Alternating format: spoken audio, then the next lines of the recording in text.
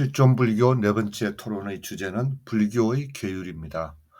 오늘은 2026년 2월 11일입니다. 안녕하십니까? 실존불교 나비입니다. 불교 행사에 가면 맨 처음 하는 것이 삼기입니다. 거룩한 부처님께 귀의합니다. 거룩한 가르침에 귀의합니다. 거룩한 스님들께 귀의합니다. 그리고 참불가를 부르고 반야심경을 같이 암송합니다.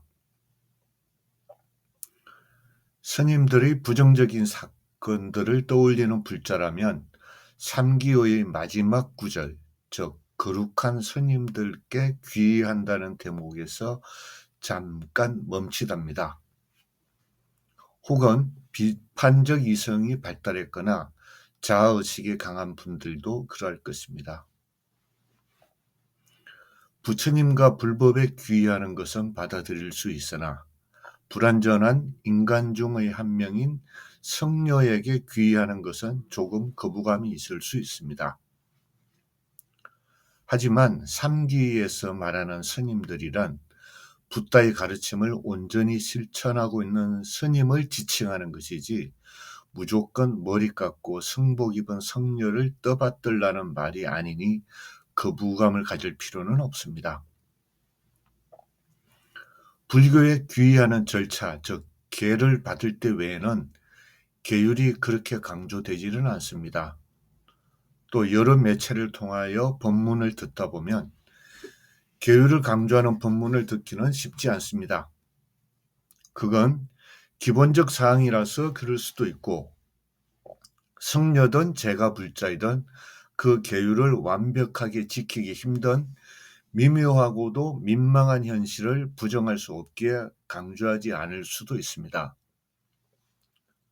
여러분은 자이나교라는 종교를 들어봤을 것입니다. 자이나란 승리자라는 뜻입니다. 인도의 자이나교는 계율 중에서 특히 불살생, 즉 살아있는 것을 죽이는 것을 철저하게 금지합니다. 그래서 몸에 붙은 생물을 죽일까 봐 씻지도 않고 숨 쉬는 것조차 조심합니다. 그들은 윤회를 믿음으로 단식으로 죽는 것을 두려워하지 않으며 고행 끝에 죽는 경우도 적지 않다고 합니다. 종교적 신념의 실천은 크게 세 가지로 나눌 수 있습니다. 첫째는 방금 말한 자이나교의 계율은 물론 불교의 5개, 기독교의 10개 등을 지키는 것. 둘째는 종교적 가르침의 실천, 즉 기독교라면 이웃사랑일 테고 불교라면 자비이겠죠. 셋째는 종교적 본질을 정신적으로 정확하게 이해하고 이를 경험하는 것입니다. 이것을 불교에서는 해탈이라고 하며 기독교에서는 신의 영접이라고 합니다. 이 셋째 영역은 자주 신통력을 동반합니다. 붓다도 나무에 1000개의 과일을 열리게 하고 그것이 1000개의 부처로 변하게 하는 신통력을 발휘했다고 전해져 옵니다. 하지만 부처님은 신통력이 깨달음과는 아무런 관계가 없으며 단지 깨닫는 과정의 부산물일 뿐이므로 신통력을 중시하지 말라는 경고도 했습니다. 하지만 인간이 종교를 믿는 이유 중 하나가 현실의 어려움이나 절대 불가능한 것을 신통한 힘에 의지하여 이겨내고 차지하고 싶다는 점입니다.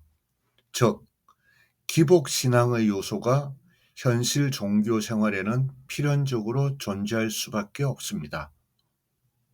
따라서 신비한 것, 신통한 것, 보통 사람은 할 수 없는 능력을 보이는 종교인에게 신자들은 매달리게 됩니다. 이 경우 계율은 그다지 중요하지 않습니다. 가르침의 실천, 즉 사랑이나 자비 등도 그다지 중요하지 않습니다. 오로지 내 문제를 해결해 달라고 매달리는 것입니다. 실존 불교에서는 불교의 본질과는 동떨어진 신통력과 복을 비는 것을 인정하면서도 그것이 불교 실천의 다른 요소, 즉 자비의 실천이나 깨달음과 함께 갈 수 있도록 노력합니다. 그러기 위해서는 우선 계율에 대한 올바른 이해와 지혜로운 실천이 필요합니다. 왜냐하면 계율을 지키는 것, 즉 지계는 신앙생활의 중심적 구심력이기 때문입니다. 저는 실존 불교 3에서 오전에 반야심경을 외우고 일과 중 간단한 운동을 하고 잠들기 전 붓다의 가르침을 되새기는 것을 중심적 규칙, 중심적 루틴이라고 말했습니다. 이 중심적 루틴을 유지하는 뿌리가 바로 중심적 구심력입니다. 불교의 계율은 불살생, 살생하지 않는 것, 불투도, 도둑질하지 않는 것, 불사음, 삿된 음행을 하지 않는 것, 불망어, 거짓말하지 않는 것, 불음주, 술 먹지 않는 것 등 5개, 5가지 계율이 있습니다. 또 특히 조심해야 하는 날인 육제일에는 5개와 더불어 몸에 폐물을 달거나 화장하지 말라, 노래하고 춤추지 말라, 높고 넓은 큰 자리에 앉지 말라, 제때가 아니면 먹지 말라 등 3가지를 더한 8관 제계를 지켜야 합니다. 또 수계의식을 통하여 받은 5계를 지키겠다는 서약과는 달리 부처님 앞에서 스스로 참회와 맹세를 하는 10계가 있습니다. 이는 천수경의 시박 참회에 나오는 것으로 5계에 이간질하지 말라, 남의 허물을 말하지 말라, 탐하지 말라, 화내지 말라, 어리석음을 범하지 말라 등이 더해진 것입니다. 제가 아는 한 교수는 이분은 독실한 불교 신자이며 불교 학생의 지도 교수이기도 합니다. 언젠가 불교 스님들 법회에 강연 초청을 받았는데 식사 자리에서 깜짝 놀랐다고 합니다. 스님들이 단체로 바닷가 횟집에서 회와 술을 먹는 것을 보았기 때문입니다. 이처럼 한국 성녀들이 공공연히 육식하는 것은 이제 비밀이 아닙니다. 저는 이것을 비난하고 싶지 않습니다. 그들은 수행하는 종교인이 아니라 직업적 종교인일 뿐입니다. 실제 일본의 많은 성녀들이 메이지 유신 이후 머리를 기르고 육식하며 가족을 거느리고 있습니다. 채소가 귀한 고산지대 성녀들은 고기를 먹을 수밖에 없습니다. 생계를 위해 정육점을 하는 사람이라고 불자가 되지 말라는 법은 없습니다. 옛날은 물론이고 현재 남방불교 성녀들은 탁발로 받은 음식에 고기가 들어있다고 그것을 가려서 버리지는 않습니다. 붓다도 죽이는 것을 본 고기, 나를 위해 죽인 고기, 나를 위해 죽인 것으로 의심되는 고기만 피하면 몸이 허약할 때 육식을 해도 된다고 했습니다. 술 또한 그렇습니다. 정신을 흐리게 하는 음식이 술이므로 금지하는 것이지 술 자체를 입에도 대지 말라는 뜻은 아닙니다. 삿된 음행도 그렇습니다. 가족의 보살핌을 받아야 하는 사람, 그러니까 미성년자겠죠. 또 상대 기혼자의 성적 기대가 여전한 사람과의 성행위를 금지한 것입니다. 현대의 복잡한 가족 환경과 개인의 행복과 개성이 유사일에 최고로 높아진 시대에 남녀 간의 관계를 한마디로 삿된 음행이라고 결정하는 것은 쉽지 않습니다. 물론 5계를 철저하게 지키는 것은 자기 삶의 안전을 위해 유익한 방침입니다. 하지만 5계를 못 지킨다고 불교를 포기할 필요는 없습니다. 지계는 중심적 원심력으로 작동해야지 억압으로 작동해서는 안 된다고 생각하기 때문입니다. 불교학자 김성철 선생은 어느 강연에서 불제자가 되기를 작정하여 수계를 받을 때 계율 중 자신이 선택할 수 있다고 말했습니다. 물론 이 말은 계율을 편의적으로 취사 선택할 수 있다는 것을 강조한 것이 아니라 최소한의 것이라도 지키면서 좋은 불자가 되기 위한 첫걸음을 뗄 수 있다는 주장입니다.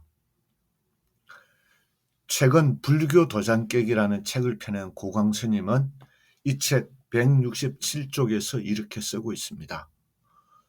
붓다는 목숨 걸고 계를 지키는 지계를 가르치지 않았고 계를 지켜야 하는 이유를 중점적으로 가르쳤다. 계는 어떻게 서로 조화롭게 살 것인가에 관한 대답이다. 안 지키면 지옥, 악이 축생이라는 사막치에 떨어진다고 겁박하는 가르침이 아니다. 그러면서 계율은 이해하는 것이지 강압적 기율이 아니라고 주장합니다. 고광 스님의 이 말은 계율을 반드시 지켜야 한다는 자인화교 등 외도의 교리가 여전히 무아사상의 경지에 이르지 못했다는 것을 강조하는 것이기도 합니다. 저 역시 계율은 지키면 지킬수록 좋다고 생각합니다. 하지만 계율을 지키지 못하기 때문에 온전한 불자가 될 수 없다는 생각은 잘못된 생각이라고도 생각합니다. 불교의 핵심 사상인 무아 사상을 닦고 무명에서 벗어나려는 노력을 계속한다면 시대에 맞는 계율이 재창조되고 진정한 중심적 원심력으로 작동하리라 생각합니다. 계율을 목숨처럼 삼을 것이 아니라 무명을 벗어나려는 노력이 선행되어야 할 것입니다. 지키지도 못하면서 오계를 강조하는 것이야말로 위선이며 남을 억압한다는 면에서 죄짓는 것입니다. 실존 불교는 오계를 기억하지만 무명을 벗어나기 위한 수련 속에서 끊임없이 재해석되는 탄력적인 중심적 원심력으로 삼고자 합니다. 오늘도 겸손하게 절하면서 반야심경을 외우고 자기 몸을 위한 운동을 하며 하루를 마감할 때는 붓다의 가르침을 되새기는 날이 되기를 빌겠습니다. 감사합니다.